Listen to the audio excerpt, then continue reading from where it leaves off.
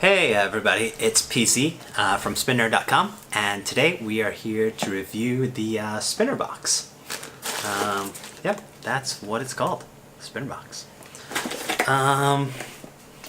Before we even start on this, I'm actually reminded of a pretty funny story that I heard about these kinds of subscription boxes. So, spinner box is, you pay them a fee, it's around $50 a month, and they send you some spinners. You have no idea kind of what's inside the box until you get it that month.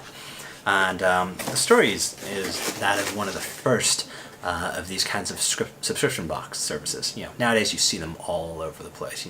Dollar Shave Clubs, the Birch boxes, all of those. But there was a time when they weren't quite as common. And one of the first ones I heard about, the story goes, there was this stoner, and this guy, just kind of smoked, did nothing, hung out on the beach all day. And he would wear these super cheap, kind of crappy, like sunglasses. Really, really crappy, cheap Chinese sunglasses. And, they were just kind of his thing. But, some of his friends were like, hey man, where'd you get those sunglasses? And so he just bought a few extra, he'd buy them for like 99 cents a piece and then sell them off to his friends for $5. And enough of his friends were actually like, hey man, I'll take one of your sunglasses, because he would change them out day after day. That he was like, maybe I should make this into a thing. And so he basically started a subscription box service where these $5 sunglasses, you get your cheapest $5 sunglasses that he would essentially buy from China or wherever. And every month, you would just get a random pair of sunglasses. And so because it was only $5, people really just didn't care at all about it. And so before you knew it, he actually had thousands of people willing to pay $5 a month, and you multiply that out, and 1,000 people times $5, that's $5,000 a month. That's 60 grand a year, and then he had 10,000 people, so that's 120 grand a year. And before long, this stoner on the beach had made himself a pretty nice business and started out this new model. And since then, we've just got a bunch more kind of that type of service. And so that's what spinner box aims to be. They're one of these things you sign up for, and you just get a cool spinner. And who cares if you like it or not, because if you can afford it, it's $50 a month, and you get whatever they feel like sending you. So let's take a look at what is inside this month's box. All right. So first we have some bubble wrap. Classy. All right. Ooh, one more piece of bubble wrap. Exciting. All right. Let's get to the kind of random stuff first. Sour Patch Kids. So if you're into Sour Patch Kids, pretty exciting. All right. Let's see what else. Oh, the Sour Patch Kids. All right. I guess they bought a huge bag of Sour Patch Kids and put them in these boxes. Another card. Because this card is shown to the camera right now, I can't see what it says. Get a 20% off coupon, share a review on SpinSpace. And you get, or on YouTube. Oh, hey, and you get 20% off coupon. Hey, so I should get 20% off. Woohoo! All right, that's money in my pocket. Anyway, all right, you get one of these. This is the first spinner. This looks like one of those, oh yeah, it sure is. It's one of those flashing LED spinners. So we're going to open this in just a sec. You get a second spinner. I believe I've seen this called a number of different names. One of them I remember is the U13. It is a Chinese design spinner. And finally, this is kind of interesting. So I actually already know what's inside here because I opened it and I played with it, but this is a surprise for you guys. So wow,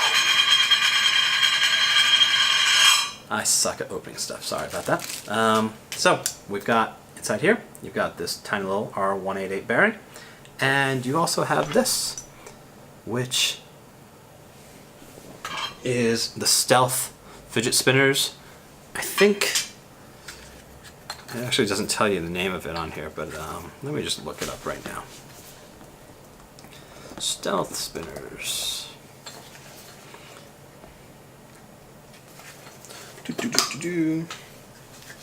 They call it the Aventador. Aventador? Not really into cars, so I don't know how to pronounce that. I think it's the Aventador, which I think takes its naming cues from kind of, fine Italian racing machines. And so we're going to talk a little bit more about this spinner in just a second. Stealth Aventador, yeah. But first, let's open up these little kind of Chinese spinners. Let's see how they are. Yep, as I thought, this is a U13. God, it's super light. I think they used aluminum here. Wow, it's light. You can hardly even feel it. I played with this quite a bit in the past before. It's nothing impressive. Let's pop it open. See the bearing.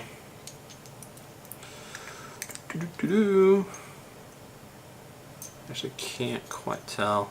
I think that's just another R188 in there. It's okay. No one's going to be all that excited about having this spinner. The U13 is pretty much one of those spinners that, if a kid comes up to you and you're playing with a really fancy spinner,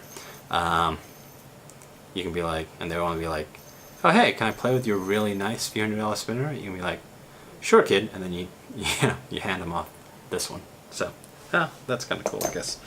So that's the U13, and then let's open up this guy.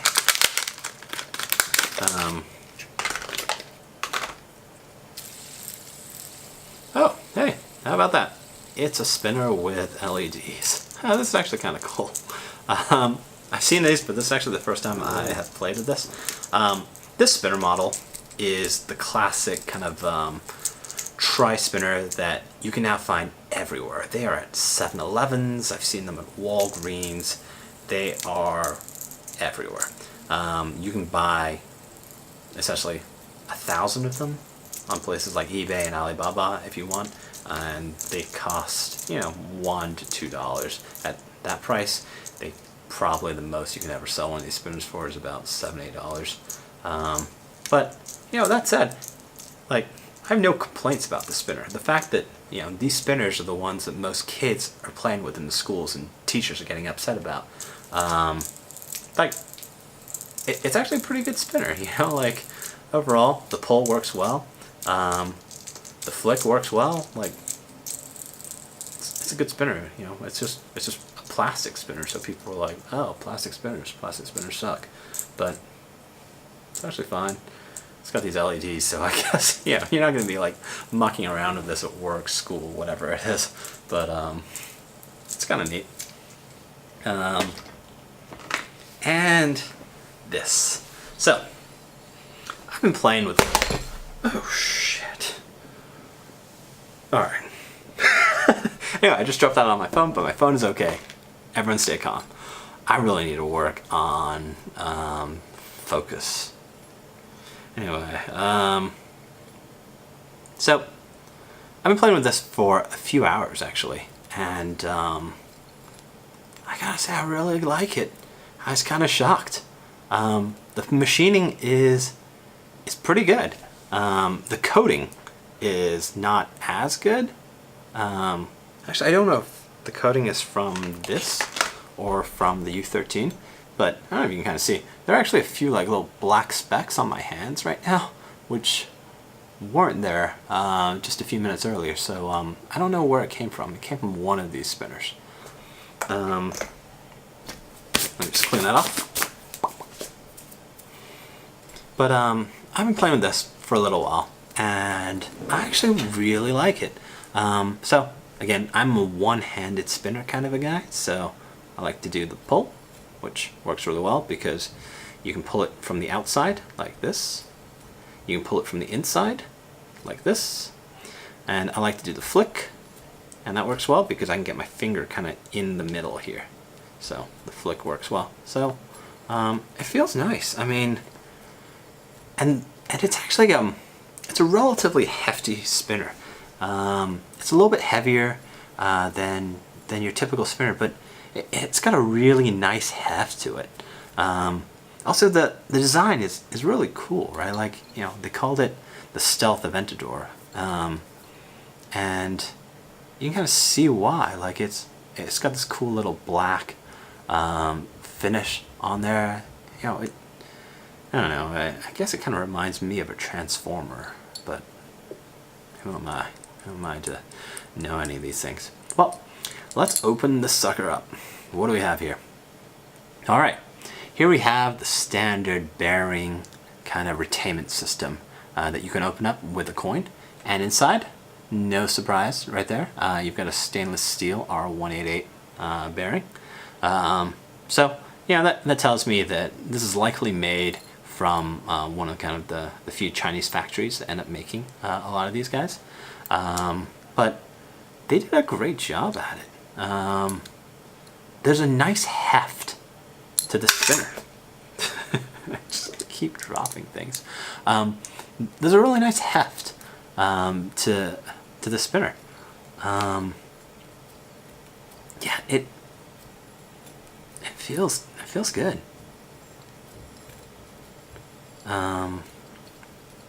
So because it is just a little bit heavier, it requires, you know, it requires a little more force from your fingers to get it going to a nice speed. But once it gets going at that nice speed, it's buttery smooth. It's super smooth. You can tell the machining is perfect. It's really surprising, actually. I think that, you know, I have been really impressed with kind of the machining tolerances of some of the spinners that have come from China. You know, presumably they have access to the same CNC machines that we have here in the States. So, you know, they've used them to their full advantage. Like, there's no wobble whatsoever on the spinner. Zero. It's really nice. Overall, you know, I can definitely see carrying this around and adding it to my everyday kind of collection. I think the weight of it is just a little bit heavier than I think I would like personally. I'm a fan of kind of spinners in the you know 60 gram range. You know, I like that, but it's nice if you want just a little extra heft. You know, there's some people who will pay a lot extra for even a tungsten based spinner. This is nice. And yeah, I know. Turns out nice is the only word in my vocabulary that I have to describe this. What else can I say about this? It's just fun. I am impressed. For $50-ish once a month, you know, if you got a spinner of this quality, yeah, not a bad thing. Good job, Spinnerbox. Congrats, guys.